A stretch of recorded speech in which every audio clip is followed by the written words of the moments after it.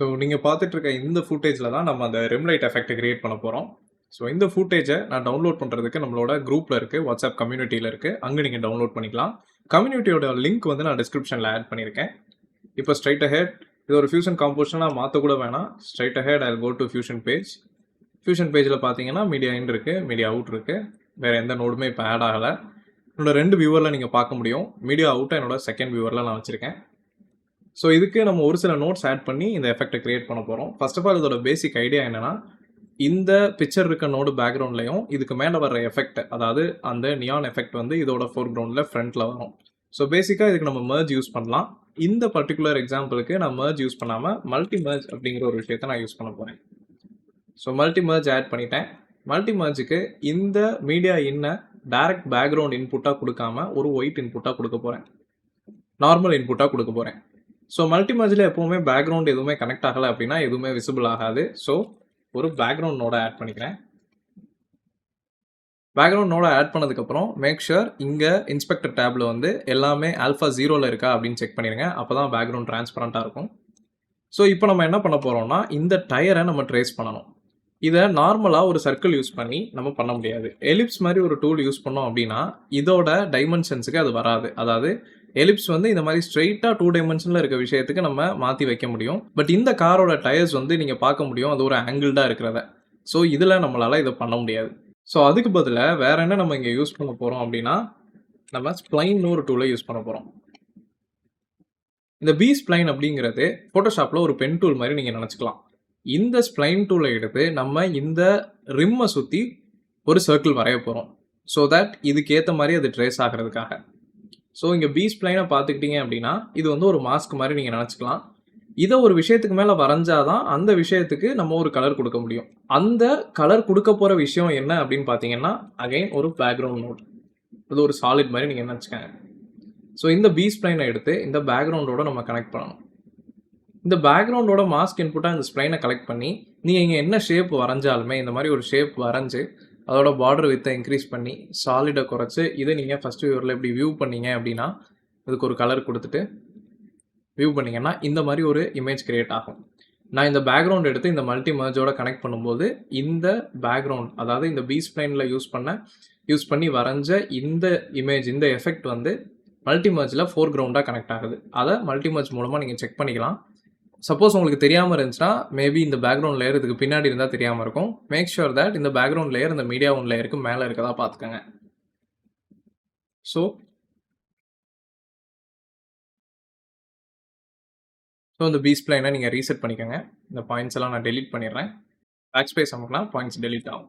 So இப்போ நம்ம என்ன வரைய போகிறோம் அப்படின்னா, இந்த பார்டர் வித்தையும் நான் 0 கொண்டு வந்துக்கிறேன். இப்போ இந்த டயரை சுற்றி, இந்த ரிம்மை சுற்றி நம்ம பாயிண்ட்ஸ் மேக் பண்ண போகிறோம்.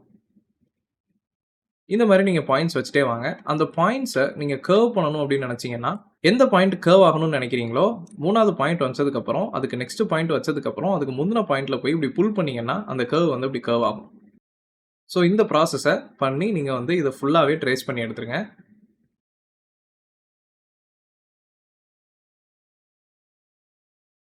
ஸோ நம்மளோட ஷேப்பை இங்கே நம்ம கொண்டு வந்தாச்சு. ஸோ அடுத்து நம்ம என்ன பண்ண வேண்டியது இருக்குன்னா, இந்த பேக்ரவுண்ட் நோட செலக்ட் பண்ணி இதுக்கு ஒரு பர்டிகுலர் கலர் நம்ம கொடுக்க போகிறோம். இப்போ நான் ரெட்டில் வச்சுருக்கேன். ஆனாலும் இங்கே எதுவுமே தெரியாத மாதிரி உங்களுக்கு இருக்கும் இந்த லேயரில். ஸோ நம்ம அதுக்கு என்ன பண்ணோம் அப்படின்னா, இந்த ஸ்ப்ளைனுக்கு வந்துட்டு இந்த பார்டர் வித்தை நம்ம இன்க்ரீஸ் பண்ண போகிறோம். இன்க்ரீஸ் பண்ணும்போது இந்த மாதிரி ஒரு எஃபெக்ட் கிரியேட் ஆகும். சப்போஸ் உங்களுக்கு இப்படி வரல, இந்த மாதிரி வருது அப்படின்னா நீங்கள் என்ன பண்ணணும்னா, இந்த பி ஸ்ப்ளைனில் இருக்க இந்த சாலிடை அன்செக் பண்ணணும். ஸோ இந்த மாதிரி ஒரு எஃபெக்ட் உங்களுக்கு வந்து கிரியேட் ஆயிரும். அந்த ரிம்மை சுற்றி கிரியேட் ஆயிரும். ஸோ இப்போ நீங்கள் பார்த்தீங்க அப்படின்னா 9th ஃப்ரேமில் நம்ம இந்த எஃபெக்ட்டை வச்சிருக்கோம். இந்த பி ஸ்ப்ளைனில் இன்னொரு விஷயம் இருக்குது. இதை அனிமேட் பண்ணுறதுக்காக என்ன பண்ணலாம் அப்படின்னா, இந்த பொசிஷனையும் லெங்த்தையும் வச்சு நம்ம இதோட ப்ராப்பர்ட்டியை மாற்ற முடியும். சர்க்கிளோட பெரிமீட்டரை எப்படி நம்ம சேஞ்ச் பண்ணுவோமோ, எப்படி மாற்ற முடியுமோ, இப்போ லெங்த்தை நீங்கள் டிக்ரீஸ் பண்ணீங்க அப்படின்னா இந்த மாதிரி அது டிக்ரீஸ் ஆகும். டிக்ரீஸ் பண்ணி டோட்டலாக 0ல் வைக்கிறப்பையும் ஒரு சின்ன டாட் இருக்க மாதிரி ஃபீல் பண்ணுவீங்க. அது இதோட டிஃபால்ட் பிஹேவியர். அதை மாற்றுறதுக்கு நம்ம என்ன பண்ணுவோம் அப்படின்னா, 9th கீ ஃப்ரேமை 1ல் வச்சுட்டு அதுக்கு முந்தின ஃப்ரேமில் போயிட்டு கீ ஃப்ரேமை லெவலோட கீ ஃப்ரேமை 0ல் வைப்போம். 9th ஃப்ரேமில் லெவலோட கீ ஃப்ரேமை 1ல் வச்சுட்டு, அதாவது அதை விசிபிள் ஆக்கிறதுக்காக 1ல் வச்சுட்டு 8th 0ல் வச்சுருவோம். 9th இருந்தால் நமக்கு எஃபெக்ட் ஸ்டார்ட் ஆகணும். ஸோ 9th ஃப்ரேமில் அகைன் நம்ம இன்னும் 2 விஷயங்களை கீ ஃப்ரேம் பண்ண போகிறோம். பொசிஷனையும் லெங்த்தையும் கீ ஃப்ரேம் பண்ணுவோம். ஸோ 8லயும் ஒரு கீ ஃப்ரேம் ஆட் பண்ணிக்கங்க. ஸோ 9th ஃப்ரேம்லேருந்து 16th ஃப்ரேம்க்கு வரும்போது எனக்கு இந்த எஃபெக்ட் வந்து ஃபுல்லாக வேணும். அப்போ என் லெங்த்தை நான் மேக்ஸிமம் கொண்டு வருவேன். ஸோ இப்போ நீங்கள் இதை ஸ்க்ரப் பண்ணி பார்த்தீங்க அப்படின்னா இந்த மாதிரி ஒரு எஃபெக்ட் கிரியேட் ஆகிருக்கும். திரும்ப லெட்ஸ் சே ஒரு 23rd ஃப்ரேமில் எனக்கு எல்லாமே போகணும். ஸோ லெங்த்தை திரும்ப நான் 0 ஆக்குவேன். ஸோ நீங்கள் பார்த்தீங்க அப்படின்னா இப்போ இந்த அலைன்மெண்ட் வந்து ப்ராப்பராக இருக்காது நம்ம ரிம்முக்கு. இன்னும் கொஞ்சம் சின்ன அட்ஜஸ்ட்மெண்ட்ஸ் பண்ண வேண்டியது இருக்கும். ஸோ இந்த லைனை நான் கொஞ்சம் பெருசாக போட்டதுனால இந்த எஃபெக்ட் வந்து பெருசாக எனக்கு லெஃப்ட் ரைட்டு போன மாதிரி அந்த ரிம்மை விட்டு வெளியே போன மாதிரி தெரியல. ஃபார் எக்ஸாம்பிள் இந்த ஸ்டேஜில் உங்களுக்கு ஏதாவது அட்ஜஸ்ட் பண்ணணும் அப்படின்னு நீங்கள் நினச்சிங்க அப்படின்னா இந்த 20th ஃப்ரேம் எடுத்துக்குவோம்.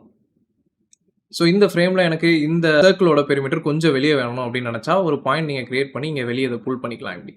ஸோ நீங்கள் புல் பண்ணுற விஷயங்கள் எல்லாமே ஆட்டோமேட்டிக்காக இங்கே கீ ஃப்ரேம் ஆயிரும்.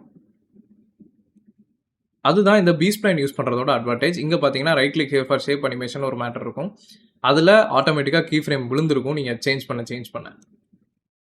ஸோ இந்த மாதிரி ஒரு அனிமேஷன் இப்போ கிரியேட் ஆயிருக்கு. ஸோ நெக்ஸ்ட்டு இது ஒரே இடத்துல ஸ்டார்ட் ஆகி ஒரே இடத்துல எண்ட் ஆகிற மாதிரி இருக்குது. அதை சேஞ்ச் பண்ணுறதுக்கு தான் நம்ம பொசிஷனில் கீ ஃப்ரேம் வச்சோம்.